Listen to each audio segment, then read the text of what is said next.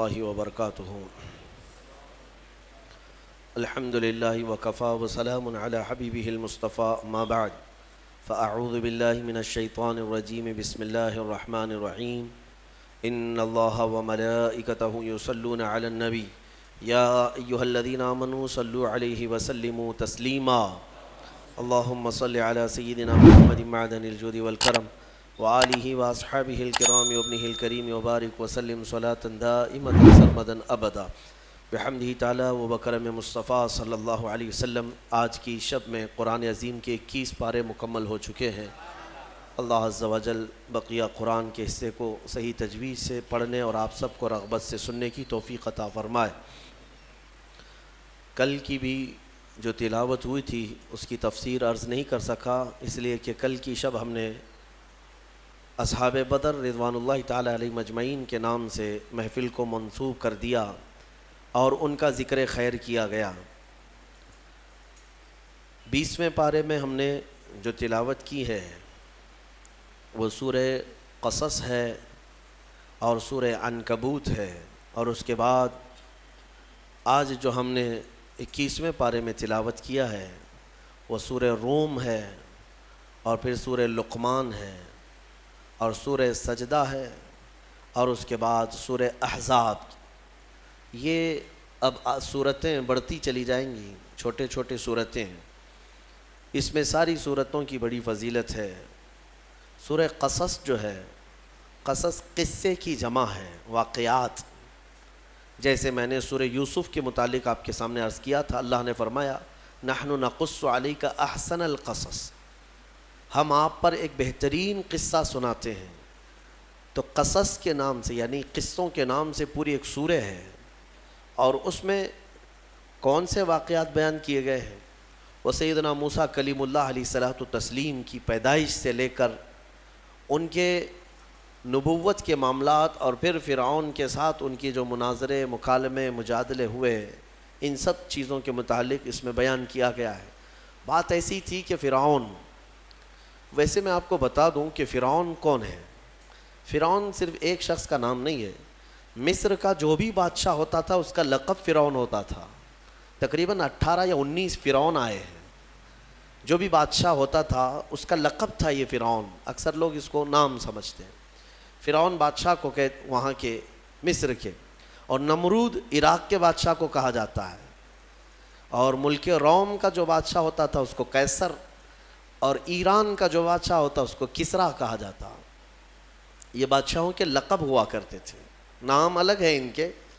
اب جو موسیٰ علیہ السلام کے زمانے کا فرعون تھا وہ بڑا جری تھا، اسے طاقت پر غرور بھی تھا، گھمنڈ بھی تھا.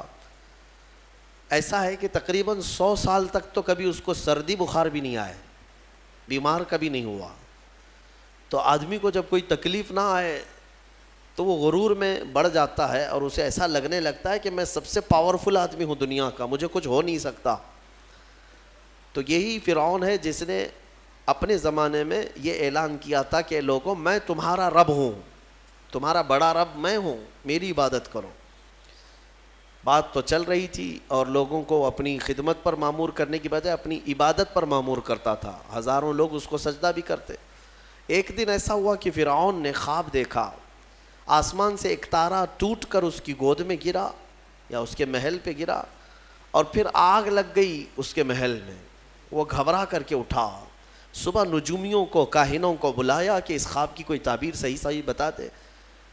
بہتوں نے الگ الگ تعبیریں بتائی. پھر جو بڑے ماہر نجومی تھے انہوں نے کہا کہ اس خواب کی تعبیر یہ ہے کہ بنی اسرائیل خاندان میں ایک بچہ پیدا ہوگا جو تیری سلطنت کو ہلاک کر دے گا، تیری سلطنت کے ہلاک کرنے کا باعث بنے گا.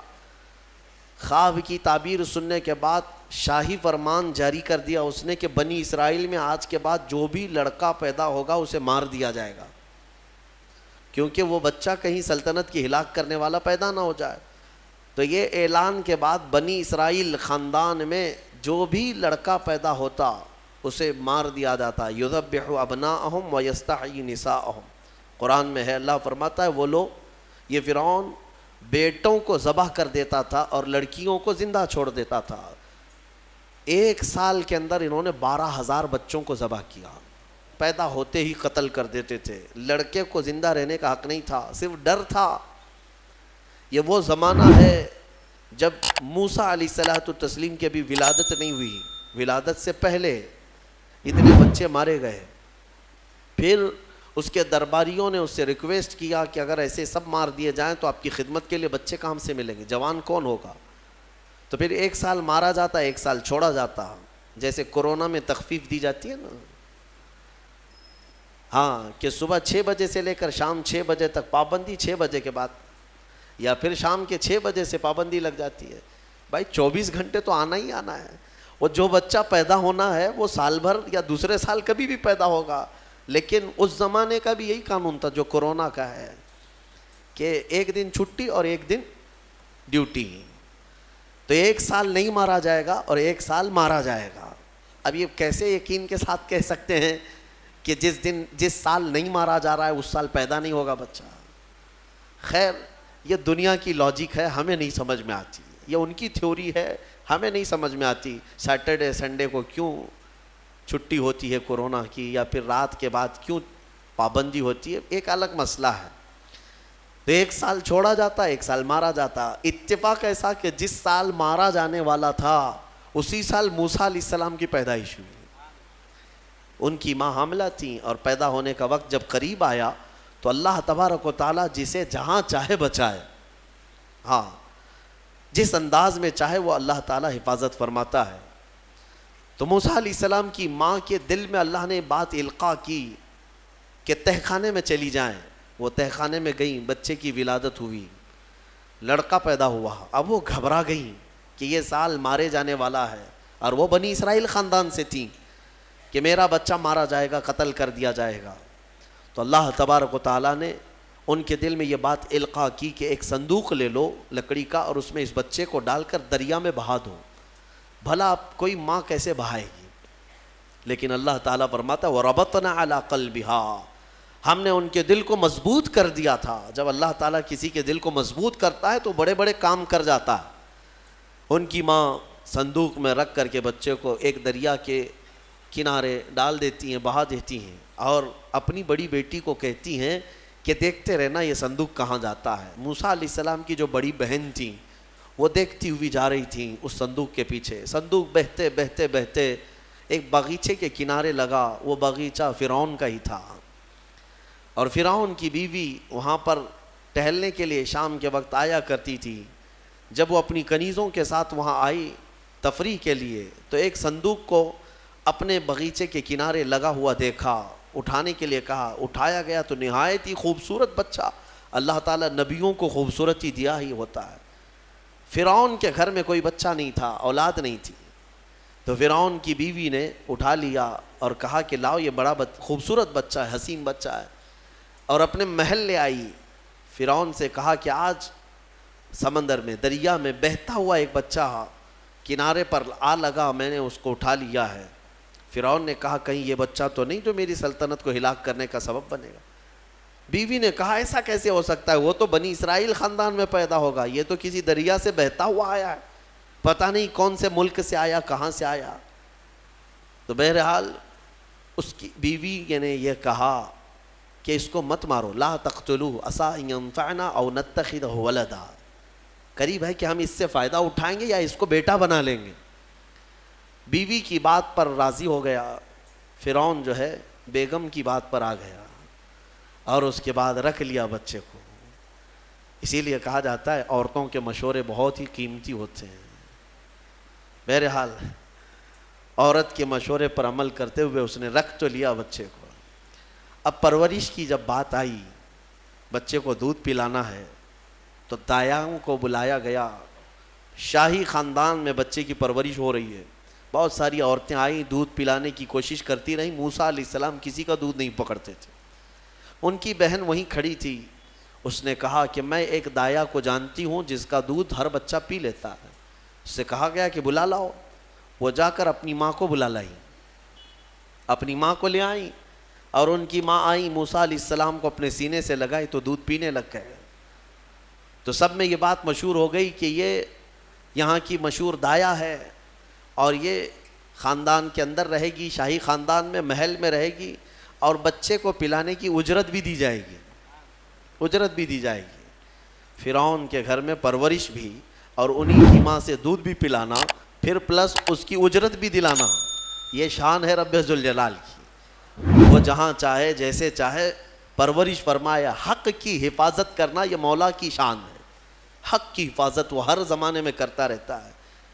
اسی لیے کہا گیا ہے کہ اللہ تبارک و تعالیٰ جس چراغ کی حفاظت فرمائے، بڑی بڑی آندھیاں اس کو نہیں بجھا سکتی، اور جس کو بجھانا چاہے سارے انتظامات کے بعد بھی منٹوں میں اسے گل کر دیتا ہے۔ خیر، موسیٰ علیہ السلام فرعون کے گھر میں پرورش پاتے رہے۔ جب آپ کی عمر 2 سال کے قریب کی ہوئی، فرعون اور اس کی بیوی بیٹھے ہوئے تھے، موسیٰ علیہ السلام کھیلتے کھیلتے گود میں آئے اور فرعون کی داڑھی پکڑ کر اس کے منہ پہ تماچا لگا دیا۔ پہلی مرتبہ کسی نے بادشاہ کے منہ پر تماچا جڑا ہے تو بیٹا گھر کا، لیکن فرعون کو پہلی مرتبہ وہ زناٹے دار جو تھپڑ لگا، ہو سکتا ہے تارے نظر آ گئے ہوں، وہ گھبرا گیا، کہا کہ یہ بچہ ایسا کیسے مجھے مار سکتا ہے، ہاتھ کیسے اٹھا سکتا ہے۔ دسترخوان سے اٹھ گیا اور کہا اپنی بیوی سے، بیگم مجھے لگتا ہے یہی وہ بچہ ہوگا، یہی بچہ ہوگا جو سلطنت کے ہمارے خلاف جائے گا۔ پھر بیگم نے کہا ایسا کیسے ہو سکتا ہے، بچہ ہے، چھوٹا ہے، اور لاڑ پیار میں بچے ماں باپ کے ساتھ اس طرح کی حرکتیں کرتے ہیں۔ فرعون نے کہا نہیں، مجھے چیک کرنا ہے، یہ بچہ جاندار ہے، جانکار ہے، یہ جانتا ہے۔ تو پھر موسیٰ علیہ السلام کا وہاں پر امتحان لیا گیا۔ فرعون کی بیوی بچانے پر لگی ہوئی تھی۔ فرعون نے کہا کہ ٹھیک ہے، دیکھتے ہیں یہ کہ بچے کو سمجھ ہے یا نہیں ہے۔ امتحان کے لیے بیگم نے کہا ایک کام کرو، ایک برتن میں آگ کے انگارے دہکتے ہوئے کوئلے وہ بھی لائے جائیں، اور ایک برتن میں سفید پھول لائے جائیں۔ اگر بچہ عقل مند ہوگا تو پھولوں کو پکڑے گا، نہیں تو پھر یہ لال چیز کی طرف بچوں کا ہاتھ زیادہ جاتا ہے، آگ دیکھے گا۔ کہا ٹھیک ہے، یہ آزمائش کی جائے گی۔ ایک برتن میں آگ کے لال سرخ انگارے کوئلے لائے گئے اور ایک برتن میں پھول لائے گئے، دونوں رکھے گئے۔ موسیٰ علیہ السلام کیا، ہر نبی ماں کے پیٹ سے ہی ہر چیز کو جانتے ہیں، اللہ تعالیٰ انہیں علم بھی نوازا ہے۔ موسیٰ علیہ السلام کو بلایا گیا، 2 سال کی عمر ہے کہ بچے ان دونوں میں سے کوئی چیز اٹھا لو۔ تو موسیٰ علیہ السلام کا ہاتھ پھولوں کے برتن کی طرف ہی بڑھنے لگا۔ یہ تو امتحان تھا۔ جبرائیل علیہ السلام اسی وقت نازل ہوئے اور آپ کا ہاتھ پکڑ کر کے آگ میں ڈالا۔ آگ میں سے ایک کوئلہ موسیٰ علیہ السلام اٹھائے اور اپنے منہ میں رکھ لیے، جس کی وجہ سے آپ کی زبان جل گئی، ہاتھ میں بھی آگ لگی۔ پھر فوراً ہٹایا گیا۔ فرعون کو وہ سیٹسفائیڈ ہو گیا کہ نہیں، یہ جانتا نہیں ہے، جانتا ہوتا تو آگ نہیں اٹھاتا۔ بہرحال موسیٰ علیہ السلام کو اس آگ کے کوئلے کے زبان پر رکھنے کی وجہ سے زندگی بھر اس کا اثر رہا، زبان میں زندگی بھر اثر رہا۔ پھر جوانی آئی موسیٰ علیہ السلام کی، اسی گھر میں پرورش پاتے ہوئے۔ پھر آپ وہاں سے نکلے اور آپ کی ماں نے آپ کو ساری چیزیں بتا دیں کہ ہم بنی اسرائیل سے ہیں، نبیوں کا خاندان ہے، اللہ تبارک و تعالیٰ کی عبادت پر ہم ہیں، اور فرعون ظالم ہے اور وہ اپنی پرستش کرواتا ہے، اپنی عبادت کرواتا ہے، لہذا ہم فرعون کے خاندان سے نہیں ہیں۔ تو موسیٰ علیہ السلام جوان ہونے کے بعد ان تمام سچویشن کو سمجھ چکے تھے، سارے حالات کو۔ ایک بار ایسا ہوا کہ موسیٰ علیہ السلام اپنی بستی سے باہر کی طرف جا رہے تھے، 2 لوگوں کو لڑتے ہوئے دیکھا۔ ایک بنی اسرائیل کا تھا، ان کے خاندان کا تھا، ایک فرعون کے خاندان کا تھا۔ یعنی فرعون کا جو خاندان تھا، عمالقہ ان کو کہتے ہیں، اور ان کو قبطی کہا جاتا ہے آج بھی مصر میں۔ تو قبط خاندان سے ہوا کرتے تھے۔ تو ان کا ایک آدمی اور ان کے خاندان کا ایک آدمی لڑ رہے تھے۔ تو ان کے خاندان کا جو آدمی تھا وہ پکارا موسیٰ علیہ السلام، ہائے ہائے میں مرا جا رہا ہوں، مجھے بچا لو موسیٰ، مجھے بچا لو۔ موسیٰ علیہ السلام آئے، دیکھا دونوں جھگڑ رہے ہیں۔ ایک تو اپنے خاندان کا تھا بنی اسرائیل، ویسے بھی بنی اسرائیل پر اس وقت بڑا ظلم کیا تھا فرعون نے۔ تو موسیٰ علیہ السلام نے موقع پاتے ہی، یعنی وہ فرعونی تھا، ایک گھونسا لگایا اس کو، ایک گھونسا اس کو لگایا، وہ زمین پہ گرا اور مر ہی گیا، ختم ہی ہو گیا۔ نبی کا پنجہ لگائے نا، نبی کے ہاتھ سے ایک مار کھایا اور مر گیا. فَوَكَزَهُ مُوسَىٰ فَقَضَىٰ عَلَيْهِ, قرآن میں ہے کہ ایک گھونسا لگایا اور اس کا کام تمام کر دیا موسیٰ علیہ السلام. پھر حضرت موسیٰ علیہ السلام کو افسوس ہوا کہ یہ مجھ سے کیا ہو گیا, یعنی میں نے تو اس دونوں کے جھگڑوں کو چھڑانے کے لیے کوشش کیا لیکن میرے ہاتھ سے یہ مر گیا. اللہ کی بارگاہ میں آپ نے استغفار کرنا شروع کیا, اے اللہ تو مجھے معاف فرما دے. فغفر لہ, اللہ تعالیٰ نے معاف بھی فرمایا, آیتیں نازل ہوئی. پھر چند دن کے بعد ایسا ہوا, پھر ان کے خاندان والا بنی اسرائیلی ایک بار پھر کسی سے لڑ رہا تھا, دوسرا ہی دن تھا. موسیٰ علیہ السلام کو پھر آج اس نے پکارا. تب موسیٰ علیہ السلام نے کہا غلطی تو تیری ہی ہے, کل بھی تو ہی لڑ رہا تھا, آج بھی تو ہی لڑ رہا ہے, یعنی روز تو نے پیشہ بنا لیا لڑنے کا. تو موسیٰ علیہ السلام اپنا پنجہ لے کر اسی کی طرف آنے لگ گئے. یہ جو اسرائیلی تھا تو وہ ڈر گیا, اس کو پتا تھا کہ کل کیا ہوا ہے, ایک گھونسا کھانے کے بعد ہوتا کیا ہے. تو چیخنے لگا, اتريد ان تقتلني كما قتلت نفسا بالامس, موسیٰ کیا تو مجھے بھی ویسے ہی قتل کرنا چاہتا ہے جیسے کل تو نے قتل کیا تھا. یہ کہتے ہوئے وہ جھگڑا چھوڑ کر بھاگ گیا. اب بھاگ کر جا کر فرعون کے خاندان والوں کو, بلکہ فرعون کو سب بتا دیا کہ موسیٰ بنی اسرائیل سے ہیں اور ایک فرعونی کو, ایک تمہارے خاندان والے کو کل موسیٰ نے قتل کیا ہے. تو معاملہ بڑا بگڑ گیا. فرعون کے دربار میں یہ سب اس نے چغلی کیا. بتاؤ وہ کون تھا؟ بنی اسرائیل خاندان سے, موسیٰ علیہ السلام کے خاندان کا تھا, اور فرعون کے ہاں چغلی کیا ہے انہی کی. ہاں, اسی لیے کسی نے کہا نا ہماری کشتی وہیں ڈوبی جہاں پانی کم تھا. اکثر یہ دیکھا گیا ہے کہ درخت کو جس چیز سے کاٹا جاتا ہے ہوتی لوہے کی کلہاڑی ہے, لیکن اس کو پکڑنے والی جو مٹھی ہوتی ہے وہ بھی لکڑی کی ہوتی ہے, اور لکڑی سے بڑے بڑے درختوں کو کاٹ دیا جاتا ہے. اور اسی لیے کسی دانشور نے یہ بھی کہا ہے ماچس کی تلیاں بھی بہت چھوٹی چھوٹی لکڑیوں سے ہی بنتی ہیں, لیکن وہ بڑے بڑے درختوں کو جلا سکتی ہیں. آپ اندازہ یہ کریں کہ اکثر اس دنیا میں دھوکہ یا اپنے لوگوں کے ذریعے سے پہنچتا ہے, اور یہ بڑا دھوکہ ہوتا ہے.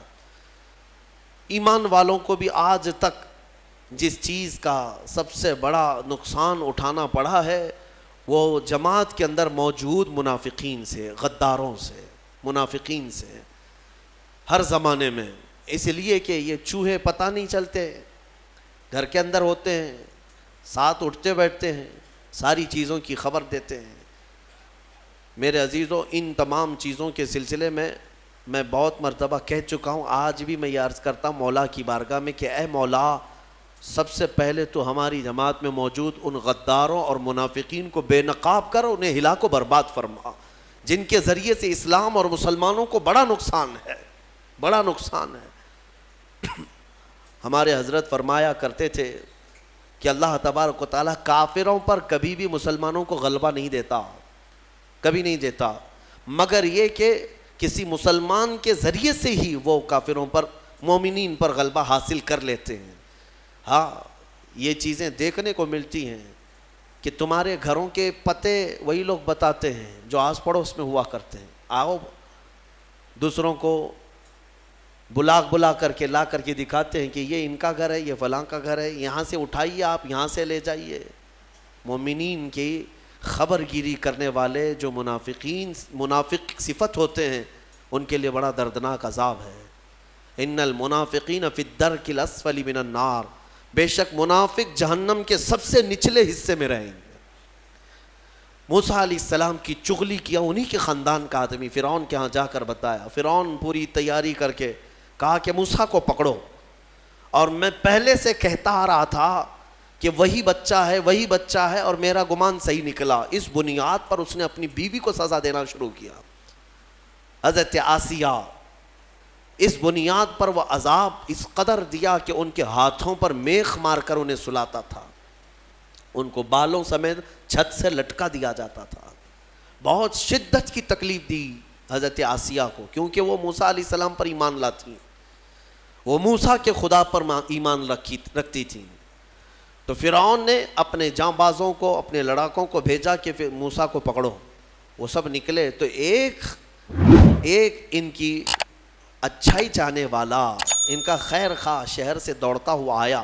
وجاء رجل من اقصى المدینة یسعی، دوڑتا ہوا آیا شہر سے اور کہا، قال یا موسیٰ ان الملأ یأتمرون بک لیقتلوک، فوج پیچھے سے آ رہی ہے تمہیں قتل کرنے کے لیے، تم یہاں سے فوراً نکل جاؤ، یہ بستی چھوڑ دو.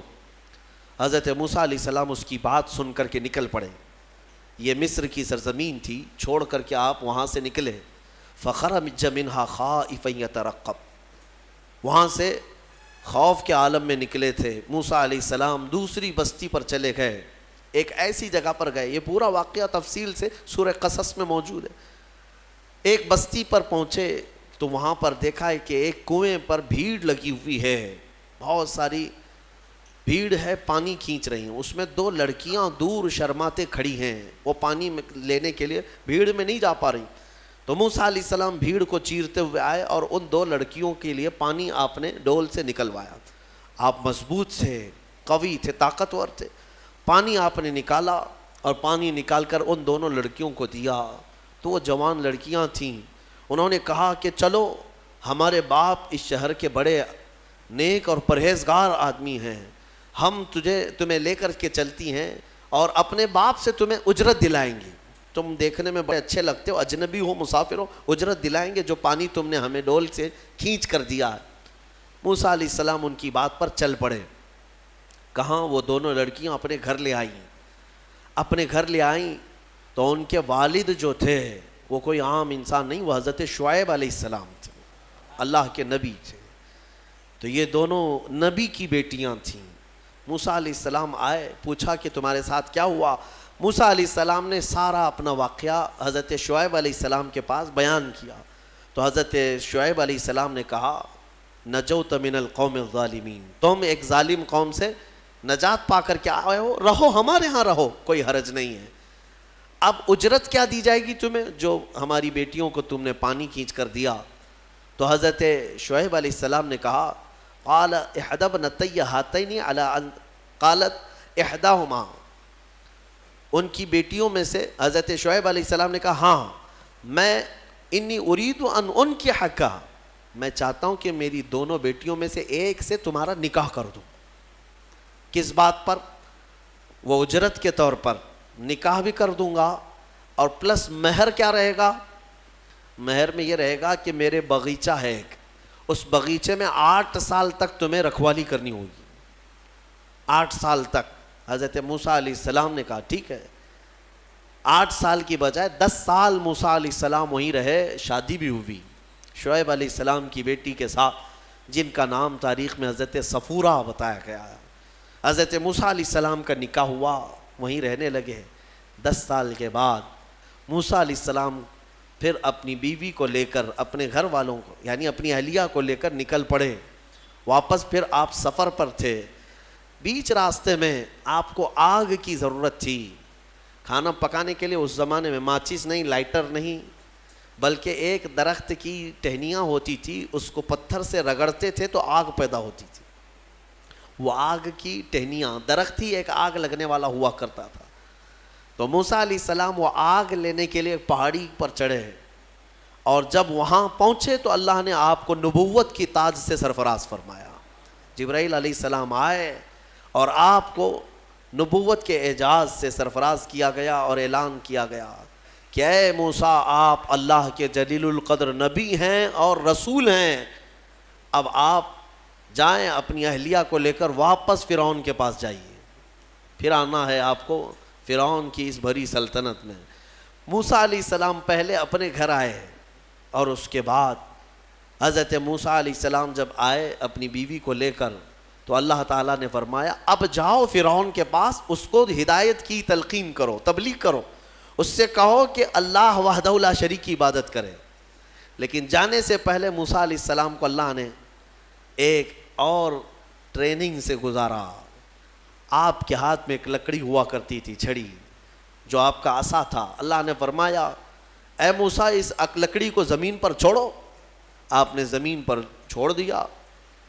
قال القها یا موسیٰ فالقاها فاذا هي حیۃ تسعى. قرآن کہتا ہے جیسے ہی موسیٰ علیہ السلام نے زمین پر اس لکڑی کو ڈالا وہ ایک خوفناک اژدہا سانپ بن گیا. اژدہا اتنا خطرناک کہ لوگ دیکھیں تو ہیبت طاری ہو جائے. موسیٰ علیہ السلام پیچھے ہٹ گئے. اللہ فرماتا ہے خذھا ولا تخف, پکڑ لو اس کو, ڈرو مت. موسیٰ علیہ السلام دوبارہ اس سانپ کو پکڑتے ہیں تو پھر سے وہ لکڑی بن گیا. یہ معجزہ تھا موسیٰ علیہ السلام کا کہ لکڑی کو زمین پر ڈالو تو سانپ رینگنے والا, اور ہاتھ میں لے لو تو پھر لکڑی. دوسرا معجزہ تھا آپ کا کہ حضرت موسیٰ علیہ السلام سے کہا گیا وَضْمُمْ يَدَكَ إِلَى جَنَاحِكَ تَخْرُجْ بَيْضَاءَ مِنْ غَيْرِ سُوءٍ. آپ اپنے ہاتھ کو, مٹھی کو اپنے جیب میں ڈالو. ادخل يَدَكَ فِي جَيْبِكَ, آپ اپنے جیب میں اپنی مٹھی کو ڈالو, ہاتھ کو. اور جب ہاتھ جیب میں ڈال کر باہر نکالتے تو پورے ہاتھ میں سورج سے زیادہ روشنی چمکتی تھی. ہاتھ یوں کریں تو بہت تیز روشنی کہ رات کے وقت اگر آپ ہاتھ نکالیں تو پورا اجالا ہو جائے. یہ دوسرا معجزہ تھا حضرت موسیٰ علیہ السلام. یہ دو معجزے دے کر اللہ نے بھیجا فرعون کے پاس, جاؤ اور اس کو ایمان کی دعوت دو. اور حضرت موسیٰ علیہ السلام گئے فرعون کے مقابل میں. فرعون سے کہا میں واپس آ چکا ہوں اور میں اللہ کا نبی ہوں, اللہ کا رسول ہوں. فرعون نے کہا کون سے خدا کی عبادت کرتے ہو, کون ہے تیرا خدا؟ موسیٰ علیہ السلام نے فرمایا کہ میرا رب پورے کائنات کو پالنے والا ہے, جو تجھے بھی پیدا کیا مجھے بھی پیدا کیا, آ جا اس کی عبادت کی طرف. فرعون نے پوچھا تیرے پاس کیا نشانی ہے؟ حضرت موسیٰ علیہ السلام نے اپنی نشانیاں بتائی. اس کے بعد فرعون نے کہا یہ تو جادو ہے, موسیٰ تو 10 سال جادو سیکھ کر کے آیا. تو موسیٰ علیہ السلام نے فرمایا اگر یہ جادو ہے تو تیرے سلطنت میں جتنے جادوگر ہیں سب کو بلا لے, مقابلہ کیا جائے. تو فرعون کو جو یہ چیلنج ہوا تو فرعون نے سارے بڑے بڑے جادوگروں کو بلایا اور ایک میدان میں یہ مقابلہ ہونا تھا. حق اور باطل کا مقابلہ زمانے اول سے چلا آ رہا ہے. اقبال نے کہا ہے ستیزہ کار رہا ہے ازل سے تا امروز, شرار بولہبی سے چراغ مصطفی. ہمیشہ ایک میدان میں جب یہ مقابلہ ہونا طے پایا, بڑے بڑے جادوگر آئے. موسیٰ علیہ السلام نے کہا کہ تمہارا جو جادو ہے وہ بتاؤ. سب کے پاس چھوٹی چھوٹی رسیاں تھیں, وہ رسیاں انہوں نے زمین پر پھینکی تو سب رسیاں سانپ بن گئیں. سیم وہی چیز وہ بھی دکھانے لائے تھے, سب رسیاں سانپ بن گئی. شور مچ گیا. فرعون کے درباری کہنے لگے اتنے سانپ آ گئے. موسیٰ علیہ السلام کو حکم ہوا اللہ کی طرف سے آپ بھی اپنا سانپ چھوڑ دیں. آپ نے اپنا عصا زمین پر ڈالا, وہ اژدہا ایک منہ کھولا اور سارے سانپوں کو نگل گیا, اور دوسرا منہ کھولتا تو جادوگروں کو نگلتا. اس سے پہلے ہی سارے جادوگروں نے پکارا ہم ایمان لائے موسیٰ کے رب پر. موسیٰ علیہ السلام پر بھی ایمان لائے اور اس کے رب پر بھی ایمان لائے. سارے جادوگروں کی جو ٹیم تھی پورے موسیٰ علیہ السلام کے ہاں آ گئی. اب یہاں وجہ بتاتا ہوں, جادو کرنے والے اور مقابلہ کرتے, دوسرا جادو دکھاتے. جادوگر سے مقابلہ کر سکتا ہے لیکن نبی سے کیسے کر سکتا ہے؟ وجہ یہ ہے یہ جو جادو دکھتا ہے نا یہ حقیقت نہیں ہوتی, اس کو شعبدہ بازی کہتے ہیں. یعنی نظر بندی, صرف نظروں کا دھوکہ, اس کو جادو کہا جاتا ہے. اور جادوگر جانتا ہے کہ میں نے لوگوں کی نظروں کو دھوکہ دیا, لیکن اس کو پتا ہوتا ہے حقیقت کیا ہے. جادوگر نے رسی ڈالا, اس کی نظر میں رسی ہی ہے, دنیا کی نظر میں سانپ ہے. آپ نے بھی دیکھے ہوں گے بہت سارے شعبدہ بازی کرنے والوں کو, گلاس میں پانی لیا یوں اچھال دیا پھول نکل پڑے. ہاں, اور بہت سارے ارے جیب میں سے انڈا نکالا کبوتر بنا دیا, 1 2 3 4 کبوتر اڑانے لگے. یہ تو ڈکوسلا ہے, آستینوں میں چھپے ہوئے کبوتر ہوتے ہیں. لیکن باضابطہ جو شعبدہ بازی ہوتی ہے یعنی نظر بندی, وہ اس طرح سے کی جاتی ہے. یوں ہاتھ اٹھائے اور میں یوں تمہارے سامنے سکے پھینک دیا, سونے کے سکے پھینکتے جا رہا ہوں, لیکن تم میں سے سارے لوگوں کو سکے نظر آ رہے ہیں. محفل ختم ہونے کے بعد ایک بھی سکہ ملتا کسی کو نہیں, اور نہ ہی جادوگر کو ملتا ہے. یہ شعبدہ بازی, نظروں کا دھوکہ. اور وہاں جو مقابلے میں آئے تھے موسیٰ علیہ السلام کے, وہ تو دیکھ رہے تھے کہ ہم نے جو رسیاں ڈالی ہیں ہماری نظر میں رسیاں ہیں, لیکن لوگوں کی نظروں میں سانپ ہے. لیکن موسیٰ علیہ السلام نے جو لکڑی ڈالی, وہ جادوگروں کو تو لکڑی دکھنا چاہیے کیونکہ وہ جادو جانتے ہیں, لیکن انہوں نے دیکھا موسیٰ علیہ السلام کی لکڑی لکڑی نہیں رہی, حقیقت میں سانپ بنا ہوا تھا. جادو اور معجزے میں فرق یہی ہے, جادو نظروں کا دھوکا اور معجزہ حقیقت کی تبدیلی کو کہتے ہیں, حقیقت کی تبدیلی. حضرت موسیٰ علیہ السلام کا یہ معجزہ دیکھتے ہی وہ سارے جادوگر ایمان لے آئے. یہ موسیٰ علیہ السلام کی وہاں سے تبلیغ کا دور شروع ہوا. پھر زمانہ چلتا رہا, فرعون سے ان کے مقابلے ہوتے رہے. ایک وقت ایسا آیا کہ فرعون آپ کو ختم کرنے کے لیے 1,00,000 کی فوج کو جمع کیا, اور موسیٰ علیہ السلام اپنے ایمان والوں کو لے کر کے دوسرے علاقے کی طرف نکلے. سامنے سمندر اور پیچھے فرعون کا لشکر. آپ نے دعا کی کہ اے مولا اس فرعون کے دبدبے سے میری قوم کو بچا لے. اللہ تعالیٰ نے حکم فرمایا سمندر میں عصا مارو. آپ نے عصا مارا تو 12 راستے نکل پڑے. موسیٰ علیہ السلام ان راستوں میں سے نکل کر کے دوسرے کنارے پہنچ گئے. فرعون نے سوچا کہ یہ راستے ہمارے لیے بھی ہیں. سارا اس کا لشکر اور فرعون سب انہی راستوں میں آئے. بیچ راستے میں جیسے ہی پہنچے, اللہ نے سمندر کو حکم دیا کہ واپس جیسا تھا ویسے ہو جا. سمندر مل گیا اور ساری فوج آن کے آن میں غرق ہو گئی, ختم ہو گئی. یہ فرعون کو ہمیشہ کے لیے پانی میں اللہ تعالیٰ نے غرقاب کر دیا, ڈبو دیا. یہ موسیٰ علیہ السلام کی جو فتح مبین تھی وہ 10 محرم الحرام عاشورہ کا دن تھا. ایمان والوں کی جو فتح مبین تھی. ایک بات یاد رکھیں, اللہ رب العزت جب مدد فرماتا ہے تو کن کن وادیوں سے نکالتا ہے اور کیسی کیسی طاقتوں سے بچا لاتا ہے. آج بھی میں آپ سب سے یہی کہوں گا کہ اگر کوئی آج یہ سمجھتا ہے کہ میں فرعون ہوں تو انتظار کر کہ اللہ موسیٰ بھی بھیجے گا. ہاں, مدد اللہ تبارک و تعالیٰ اہل حق کی نازل فرمائے گا. شروع میں ہو سکتا ہے اہل حق کمزور نظر آئیں, چھوٹے نظر آئیں, اور ان کی بستیاں کمزور, ان کے اسباب کمزور, لیکن مولا کریم کی طاقت اور اس کی مدد کمزور نہیں ہو سکتی.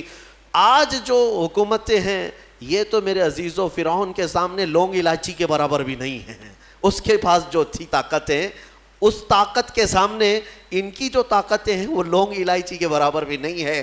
اس کے پاس جو ذخیرے تھے, جو اسباب تھے, پوری دنیا پر حکومت کر چکا تھا, پوری دنیا پر. فرعون ایک ایسا شخص ہے جس نے پوری دنیا پر تنہا حکومت کیا ہے. ایک ملک کو لے کر کے اگر کوئی آنکھیں دکھا رہا ہو اور یہ سمجھے کہ ہمیں کوئی ہٹا نہیں سکے گا, رب ذوالجلال قانون قدرت یہ رکھتا ہے کہ جب وہ پوری دنیا پر بادشاہت کرنے والے کو پانی سے ہلاک فرمائے گا تو باقی یہ ساری طاقتیں کچھ نہیں. انتظار کرو, رب ذوالجلال کی پکڑ آنے والی ہے. ان بطش ربک لشدید, بے شک تمہارے رب کی پکڑ بہت سخت ہے. اللہ تبارک و تعالی ہم سب کو ظالموں کے چنگل سے نجات عطا فرمائے. ایمان والوں کو مولا تعالیٰ قوت حیدری عطا فرمائے. غیب سے مولا نصرت و کامیابی ہمارے لیے نازل فرمائے. آج کی جو تلاوت ہوئی سورہ روم, سورہ لقمان, سورہ احزاب یا سجدہ, انشاءاللہ العزیز کل کی تفسیر میں ان کو ملا کر کے عرض کرنے کی کوشش کروں گا. وآخر دعوانا ان الحمدللہ رب العالمین.